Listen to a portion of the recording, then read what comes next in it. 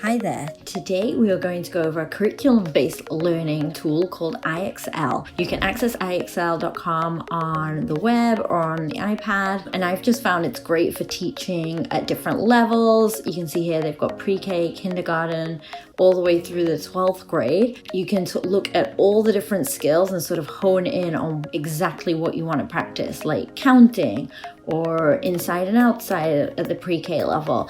It's really a great place to find little fun tools. I choose the difference.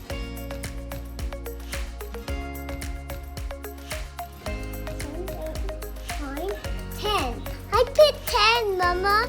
How many kangaroos are there? 1, 2, 3, 4, 6, 7.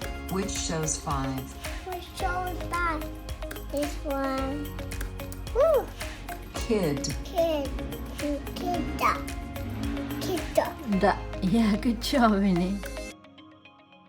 Thanks for sharing the screen time with JJ. Make sure to subscribe and turn on notifications so you don't miss more videos.